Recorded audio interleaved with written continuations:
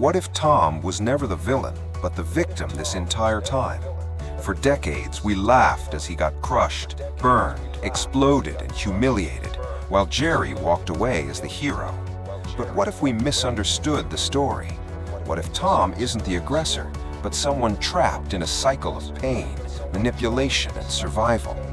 Today, we're uncovering the dark truth behind Tom and Jerry, and once you see it, you may never look at this cartoon the same way again. From the very beginning, Tom is presented as the bad guy. He chases Jerry, sets traps, and tries to catch him. But think about the situation logically. Tom is a house cat.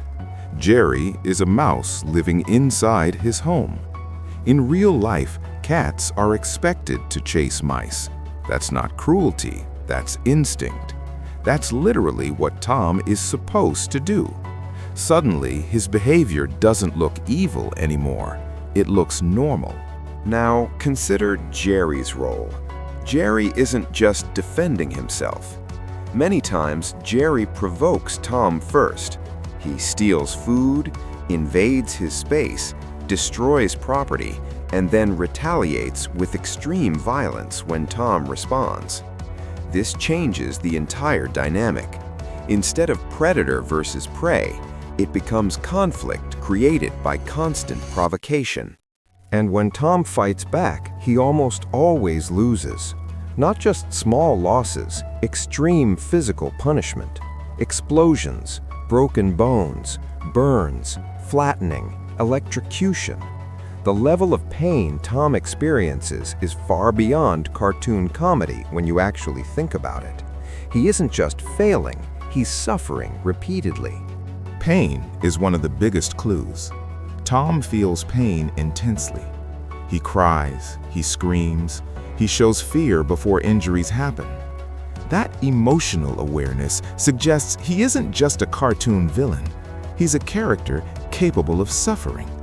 And when a character constantly suffers without reward, it creates sympathy. Victims often look exactly like that. Another important detail is motivation.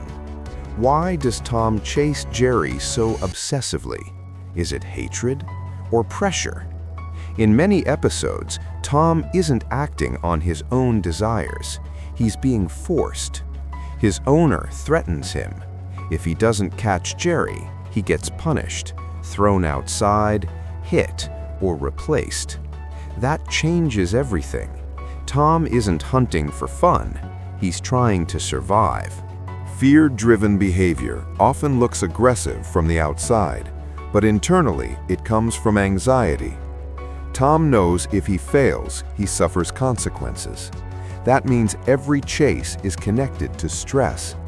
Suddenly, Tom looks less like a villain and more like someone trapped in a job he can't escape. Now, look at Jerry again. Jerry is smaller, smarter, and usually in control. He sets elaborate traps, manipulates situations, and often enjoys Tom's pain. There are moments where Jerry smiles after hurting Tom. That emotional response is important. It suggests Jerry sometimes acts out of entertainment, not self-defense. Power imbalance is another clue. We assume Tom has power because he's bigger, but in reality, Jerry controls most outcomes. He wins almost every conflict. He causes most injuries. He dictates when the fight starts and when it ends. True victims often appear physically stronger, but lack situational control. That fits Tom perfectly. There are even episodes where Tom and Jerry cooperate peacefully until conflict is reintroduced. This shows Tom isn't naturally hostile. When survival pressure disappears, aggression disappears too.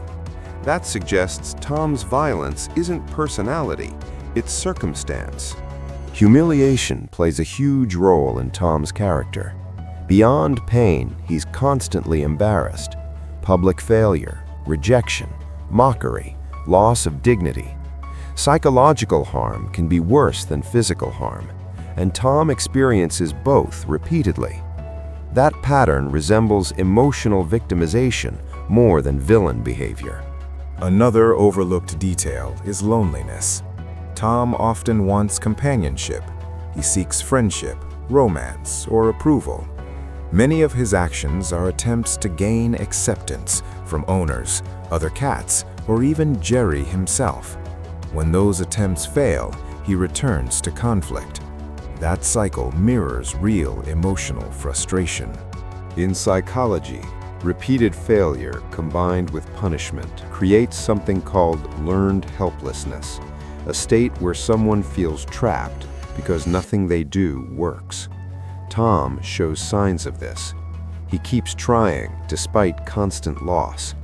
That persistence isn't evil, it's desperation. And think about audience perception. We laugh because Tom is framed as the aggressor, but framing changes morality. If the same injuries happened to Jerry, we would feel sympathy instantly. The show manipulates perspective, making Tom's suffering appear comedic instead of tragic. There are even moments where Jerry feels guilty and helps Tom. Those rare scenes are powerful clues. They suggest even Jerry recognizes Tom isn't purely bad. Otherwise, guilt wouldn't exist. Compassion only appears when someone senses unfairness. Competition also explains their relationship. Both characters are stuck in the same environment, same house, same resources. Conflict becomes inevitable. But inevitability doesn't create villains, it creates rivals. And rivals aren't always morally opposite. Another theory suggests Tom continues chasing Jerry because it gives his life purpose. Without the chase, he risks losing his role entirely. Identity tied to conflict is common in real life. People remain in harmful situations because it's all they know. When you combine survival pressure, repeated punishment, emotional suffering, humiliation, and lack of control, the picture becomes clearer. Tom doesn't fit the classic villain profile. He fits someone caught in an endless loop of conflict where he rarely wins. So maybe the real story isn't about a cat chasing a mouse. Maybe it's about two characters trapped in roles created by circumstance. One perceived as hero, the other labeled villain. And perception can be wrong. Next time you watch Tom get hurt, pause for a second. Look past the laughter. Look at the fear, the desperation, the constant failure. Ask yourself, is he really the bad guy? Or is he someone doing what he must to survive while the world laughs at his pain? Maybe Tom was never the villain. Maybe he was the victim all along.